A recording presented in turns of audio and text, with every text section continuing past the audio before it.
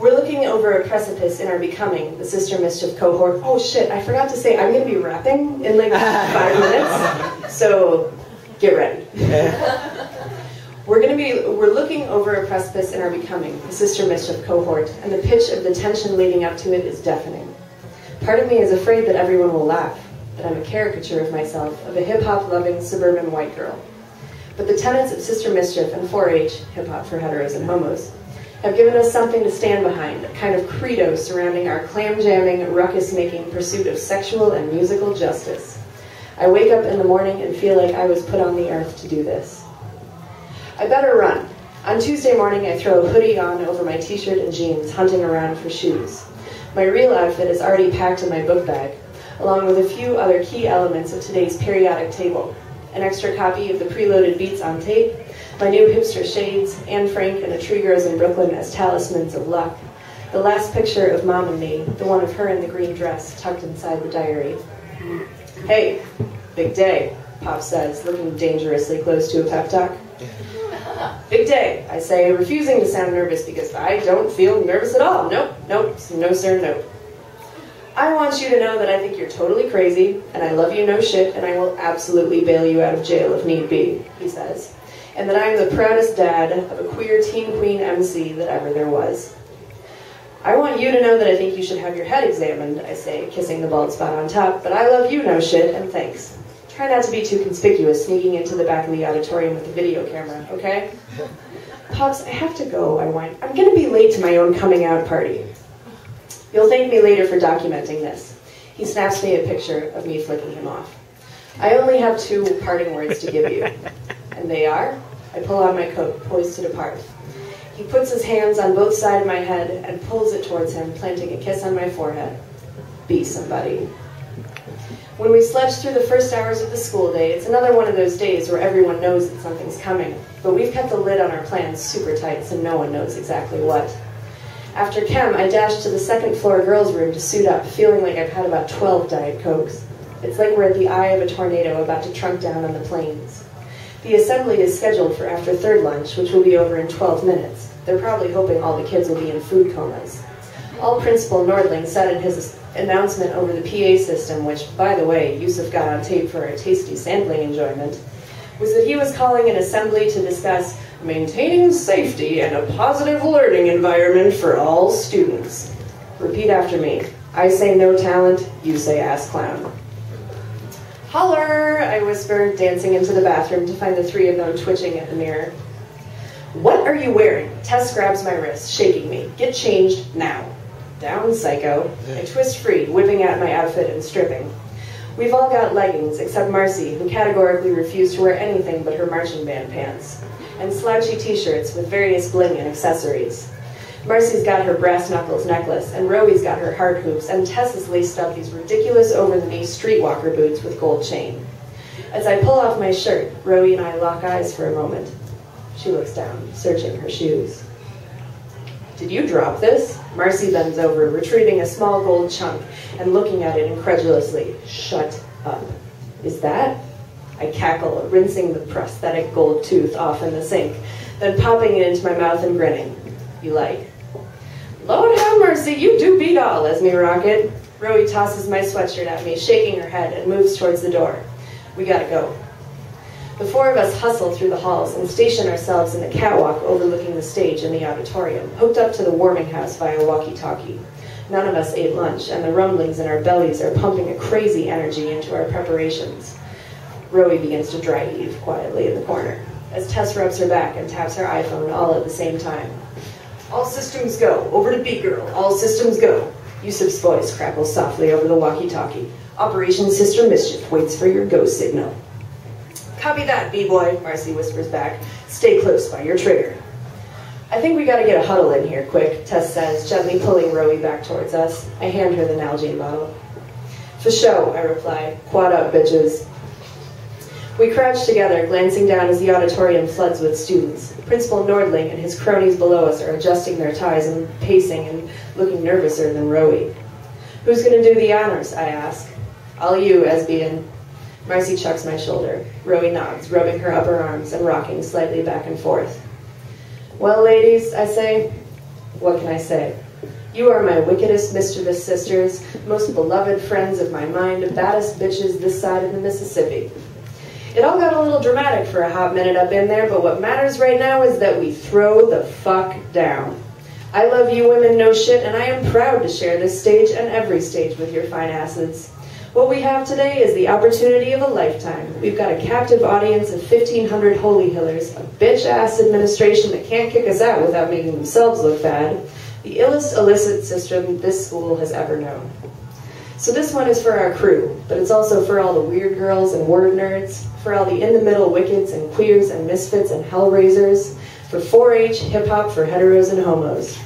I put my hand palm down in the space between us. They layer theirs one by one on top of mine. We're Sister Mischief, motherfuckers. Gotta be somebody. Be somebody, they say solemnly. We hear a series of thuds as Nordling taps his hot mic to start the program. Homeboy has no idea what he's about to get hit with. Signal, begin recording, B-boy, Marcy murmurs over the walkie-talkie. Copy that. B-boy crackles. Ladies and gentlemen, please find your seats, Principal Nordling booms over the mic. Quiet down now, please. The entire Holy Hill student body is packed into every nook and cranny and farthest reach of the auditorium, rustling restlessly in the theater seats and aisles. Our post in the catwalk allows us to reach the stage by climbing over the crowd and dropping down a ladder on stage right. It's the kind of maneuver you can't really pull off in a skirt. Ladies and gentlemen, Nordling begins skittishly, we have convened here today to hold an all-school discussion of the recent activities surrounding Holy Hill's policy regarding inappropriate music and attire. The crowd titters. The administration has become aware of a number of infractions of this policy, and from this point forward will be detaining or suspending any student who chooses to ignore it. Sounds of protest kindle across the crowd, and upon closer inspection, I see they're coming from Jane, Angelo, Courtney, and a sizable troop of other 4-H sympathizers near the stage. At the back of the auditorium, I spot 2 camera lenses glinting under the lights, Pops and local newses. From the podium, Nordling tries to press down the agitation with his hands, shushing everyone like unruly kindergartners. We will be taking questions from the student body very soon, he says, in an attempt to soothe the unease. First, we'd like to review some of the thinking behind this policy and express our regret for not having done so sooner. What about your regret for the students who were victimized by the attack on a queer hip-hop discussion group? Jane stands up and calls out, bawls out. Do students who disagree with you not deserve to study in safety? Her comments elicit some whoops and applause from our contingent and a few dismissive moans from the haters. Okay, Nordling sighs. Maybe in the interest of getting you back to class before the end of the day, we'll take questions now. Miss Njaka, of course we value the safety of all our students, irregardless of their opinions, and that's exactly why we take the need to keep the music associated with the culture of violence out of our school as seriously as we do. Irregardless isn't a word, Angelo cries. We aren't the violent ones, Kai adds with passion. The shit's about to fly off the hook. Marcy scrambles to collect our equipment and starts across the catwalk. Let's do this thing. I scuttle through the crawl space above the lights.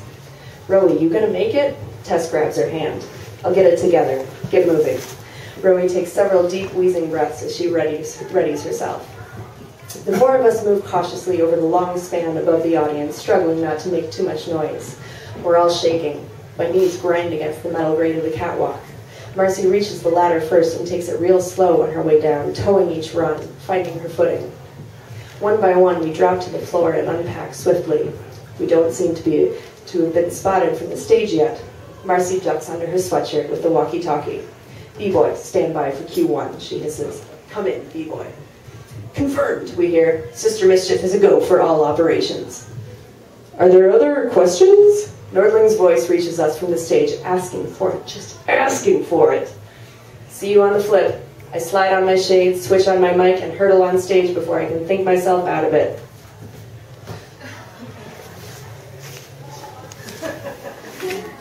Yo, Mr. Principal, I say into the mic, setting off a domino snake of hubbub in the audience. I got a question for you.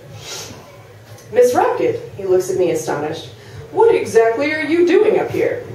Can I ask a question or not? I shoot back, not really believing my own nerve. Miss Rocket, I'm going to have to ask you to get off the stage right... I don't have time for him to finish. My question is, we're about to get scandalous. Holy hill, can you handle this? The downbeat of our opening backbeat drops, followed by the whine of Nordling's own voice looping, "Safety in a positive learning environment for all students," while my three compatriots bound on stage with their mics behind me, the boombox balanced on Marcy's shoulder. All of them moving to the beat like it's our business to be here. The row of teachers seated on stage left recoils in shock, except Mrs. D, who's clearly suppressing a smile. Rhythm pounding, the four of us make our way downstage to the principal's podium. I'm up. I'm MC ferocious, throwing down some gorgeous flows into motion. I'm stirring up a potion of women and words, all brimming with nerds, so get primed for some rhyming like some shit you never heard. Under through dirty words, cause it's gonna get absurd. I got all this hysteria, maybe it's uterus lunacy. I'm defective and restive, ain't no way to get through to me. And all of these haters, all the shit that they do to me, we gotta get positive, find a cure for this prudery. So I wanna tell the world what it's like for a girl, wanna shake off the weight of all these diamonds and pearls, while I ignite this light and crazy drama unfurls, cause I'm a girl who loves girls who love girls who love girls. We got ladies in the house, ladies first, ladies wicked, we ride to get high, Minnesota do or die, talking sticky shit and kicking it, our business is the shiznit, so holler out our name, we're the illest Sister Mischief.